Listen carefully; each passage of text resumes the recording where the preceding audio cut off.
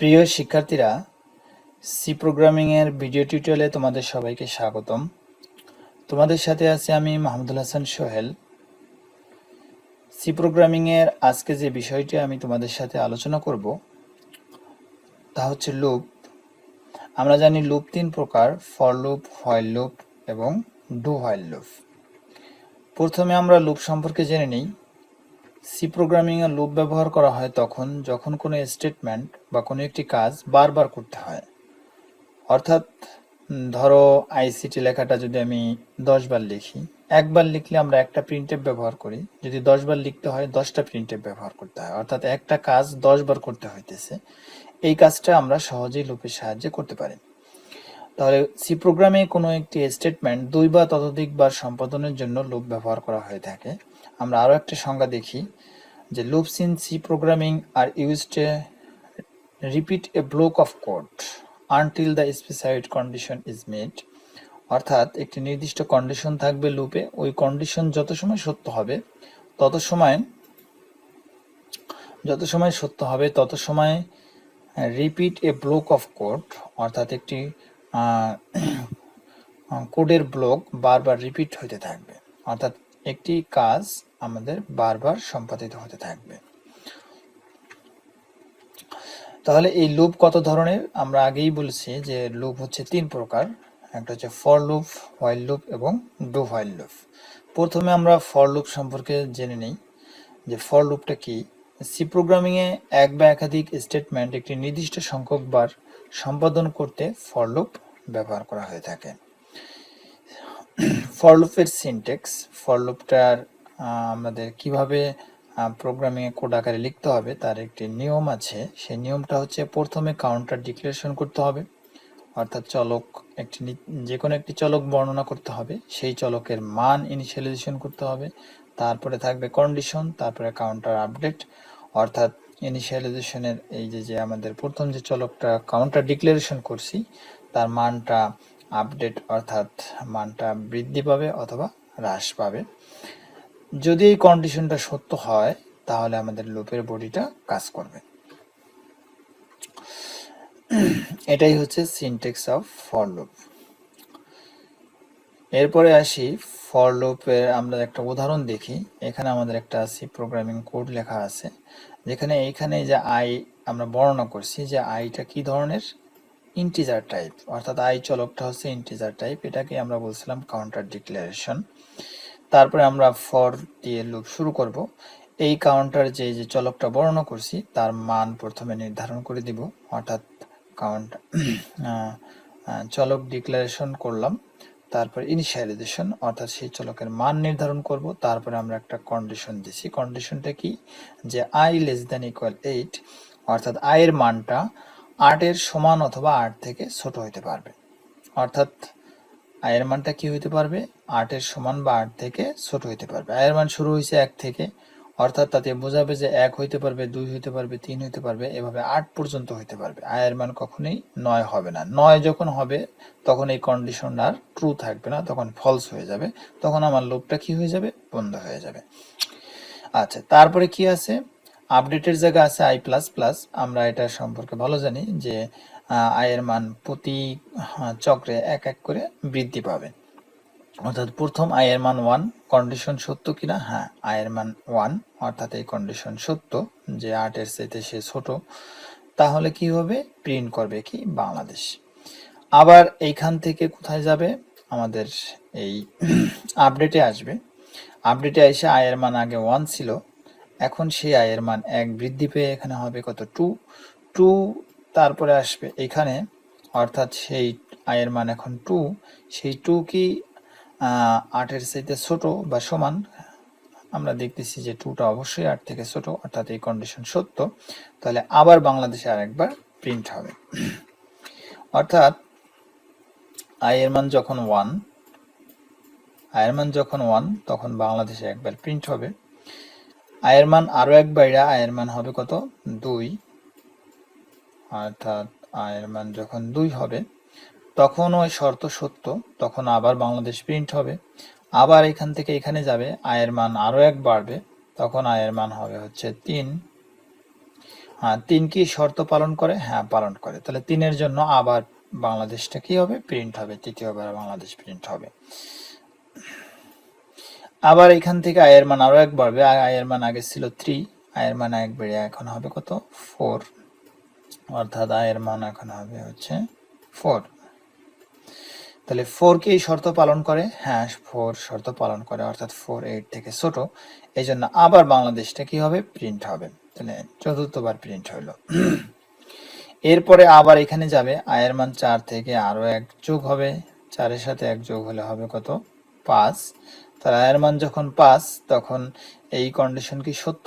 হ্যাঁ 5টা 8 থেকে ছোট, অর্থাৎ কন্ডিশন এখনো ট্রু। তাহলে আবার বাংলাদেশ আবার প্রিন্ট হবে, 5 এর জন্য আবার প্রিন্ট হবে। আয়ের মান আবার বৃদ্ধি পেয়ে 5 এর সাথে 1 যোগ হয়ে এখানে এসে 1 যোগ হবে এবং 5 এর সাথে 1 যোগ হয়ে কত হবে? 6। তাহলে 6 কে এই শর্ত পালন করে? হ্যাঁ পালন করে, অর্থাৎ আবার 6 এর জন্য আয়ের মান আরেকবার প্রিন্ট হবে। তারপরে আবার এখানে যাবে, অর্থাৎ আয়ের মান 6 এর সাথে আরো 1 যোগ হয়ে তখন কত হবে? আয়ের মান হয়ে যাবে হচ্ছে 7। তাহলে 7 এই শর্ত পালন করে? হ্যাঁ 7টা 8 থেকে ছোট, তাই 7 এর জন্য আবার বাংলাদেশ প্রিন্ট হবে। আবার বাংলাদেশ প্রিন্ট হয়ে আবার এখানে আসবে, অর্থাৎ আয়ের মান 7 এর সাথে আরো 1 যোগ হবে, অর্থাৎ আয়ের মান হবে এখন হচ্ছে 8। আয়ের মান কি হবে? 8 হবে। 8 কি এই শর্ত পালন করে? শর্তটা কি ছিল? ছিল যে আয়ের মানটা 8 থেকে ছোট হইতে পারবে এবং 8 এর সমান হইতে পারবে। এখন আয়ের মান আছে 8, অর্থাৎ 8 এর সমান, তাই এখনো এই শর্তটা, এই কন্ডিশনটা ট্রু, তাই আরেকবার বাংলাদেশ কি হবে? প্রিন্ট হবে। আবার এখানে যাবে, আয়ের মান এই 8 এর সাথে আরো 1 যোগ হয়ে হবে কত? 9। তাহলে যখন 9 হবে তখন এখানে আয়ের মান হয়ে যাবে হচ্ছে 9। তাহলে আয়ের মান হচ্ছে যদি 9 হয়, সেই 9 এই কন্ডিশন আর সত্য না। কারণ হচ্ছে কি, যে আয়ের মানটা 8 থেকে কি হয়ে গেছে? বড় হয়ে গেছে। আয়ের মানটা হওয়ার কথা ছিল 8 থেকে ছোট অথবা 8 এর সমান, 8 এর সমান পর্যন্ত হয়েছে, কিন্তু আয়ের মান এখন হয়ে গেছে 9। এই 9 8 এর চাইতে ছোট বা সমান না, অর্থাৎ 9 হচ্ছে 8 থেকে বড়, অর্থাৎ এই কন্ডিশন আর এখন সত্য নাই, কন্ডিশনটা ফলস হয়ে গেছে। তাই লুপটা ভেঙে যাবে, অর্থাৎ আর বাংলাদেশ প্রিন্ট হবে না। তাহলে আমরা দেখলাম যে 8 পর্যন্ত বাংলাদেশ কি হয়েছে? প্রিন্ট হয়েছে। তাহলে বিষয়টা যদি আমরা আরো সুন্দরভাবে দেখার চেষ্টা করি, তাহলে আমরা আমাদের যে সি প্রোগ্রামিং যেখানে আমরা প্র্যাকটিস করি সেখানে চলে আসলাম। এখানে যদি আমরা কোডটা লিখি, include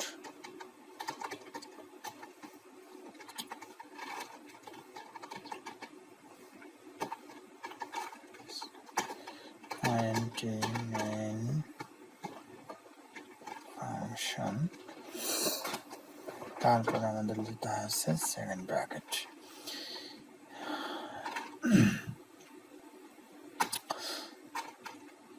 তাহলে সেকেন্ড ব্র্যাকেটের পরে আমরা কি লিখি? আমরা প্রথমে কি করছি? চলক বর্ণনা করছি, অর্থাৎ একটা চলক নিয়েছি আই, আয়ের ভেতর আই একটা চলক বর্ণনা করছি শুধু। তারপরে আমরা একটা ফর লুপ ব্যবহার করব। আয়ের মান প্রথমে আমরা নির্ধারণ করে দিব যে আয়ের মানটা হচ্ছে 1। তারপর হচ্ছে সেমিকোলন, তারপরে আমাদের কন্ডিশন দিতে হবে, অর্থাৎ আই লেস দেন ইকুয়াল, আমাদের কত ছিল? 8 ছিল, অর্থাৎ আমরা 8 দেব এখানে। তারপর হচ্ছে সেমিকোলন, তারপরে হচ্ছে আই প্লাস প্লাস, তারপরে সেকেন্ড ব্র্যাকেট, অর্থাৎ লুপের বডি। অর্থাৎ এই কন্ডিশন যদি সত্য হয় তাহলে আমরা কি করতে চাইতেছি? আমরা প্রিন্টএফ, অর্থাৎ আমরা প্রিন্ট করব কিসের?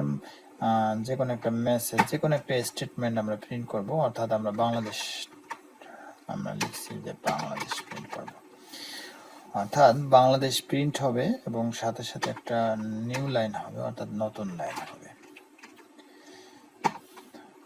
আচ্ছা, আমাদের লুপের কাজ শেষ। তারপরে রিটার্ন 0। আমাদের প্রোগ্রাম লেখাটা শেষ। আমি একটু ছোট করে নিতেছি যাতে ভালো করে দেখা যায়। অর্থাৎ আমরা হ্যাশ ইনক্লুড std2 অর্থাৎ একটা হেডার ফাইল আমরা যুক্ত করছি, তারপরে আমরা শুরু করলাম, অর্থাৎ আমাদের যে লুপের প্রথমে ছিল ইনিশিয়ালাইজেশন, প্রথমে ছিল কাউন্টার ডিক্লারেশন, অর্থাৎ আই আমরা বর্ণনা করছি যে আইটা হচ্ছে কি ধরনের চলক, ইন্টিজার টাইপ চলক, অর্থাৎ আই এর ভিতরে আমরা পূর্ণ সংখ্যা রাখতে পারবো। তারপর আমরা ফর লুপ শুরু করলাম, আই এর ভিতরে রাখলাম 1 এবং কন্ডিশন দিলাম যে সে আইটা কি হতে পারবে, 8 এর ছোট হইতে পারবে এবং 8 এর সমান হইতে পারবে। আচ্ছা, তারপরে কি আই প্লাস প্লাস, অর্থাৎ প্রতি চক্রে আয়ের মান এক এক করে বৃদ্ধি পাবে।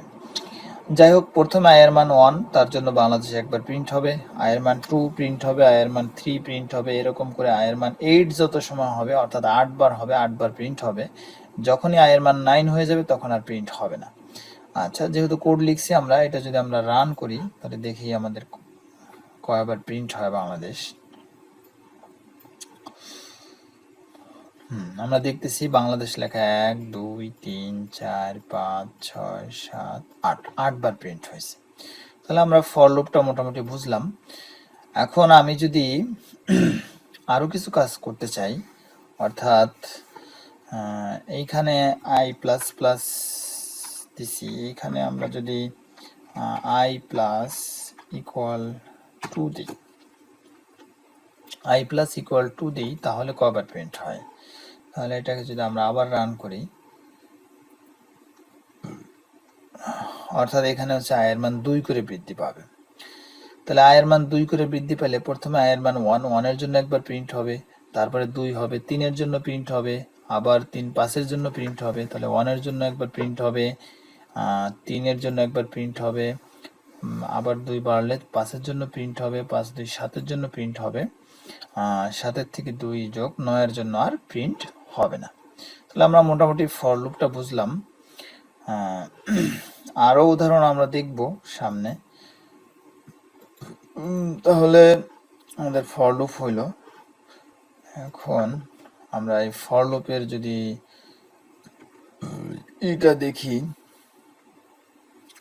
ফ্লো চার্টটা কিরকম ছিল ফর লুপের, অর্থাৎ ফর লুপের প্রথমে হবে স্টার্ট, অর্থাৎ আমাদের কাজটা শুরু করলাম, তারপরে ইনিশিয়ালাইজেশন, তারপরে কন্ডিশন, কন্ডিশন যদি সত্য হয় তাহলে লুপের বডি কাজ করবে, তারপরে ইনক্রিমেন্ট অথবা ডিক্রিমেন্ট অর্থাৎ আপডেট, এখানে আমরা যেমন আয়ের মান 1 করে বৃদ্ধি করছি, আবার পরবর্তীতে আমরা আয়ের মান 2 করে বৃদ্ধি করছি, ওরকম, অর্থাৎ আপডেট হবে আয়ের মানটা, বা এর মানটা, যেটাই আমরা ইনিশিয়ালাইজেশন করি তার মানটা, সেখান থেকে আবার কন্ডিশনে যাবে, কন্ডিশন যদি সত্য হয় তাহলে আবার কাজ করবে, এভাবে বারবার সে কি করতে থাকবে, প্রিন্ট করতে থাকবে। যখন আয়ের মানটা ফলস হয়ে যাবে, অর্থাৎ কন্ডিশনটা পালন করবে না, তখন প্রোগ্রামটা শেষ হয়ে যাবে। তাহলে আমরা দেখলাম একটি কাজ বারবার করার জন্য আমরা কি ব্যবহার করতে পারি, লুপ ব্যবহার করতে পারি। এখানে 8 আছে, আমরা যদি এখানে ধরো 50 দিয়ে দিলাম তাহলে অনেকবার প্রিন্ট হবে। এটার জন্য আমরা দেখি কতবার প্রিন্ট হয়।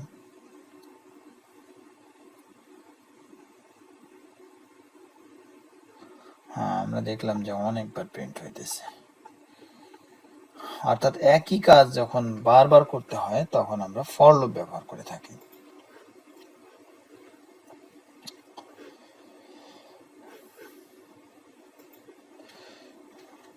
আজকে এ পর্যন্তই, সবাইকে অনেক অনেক ধন্যবাদ।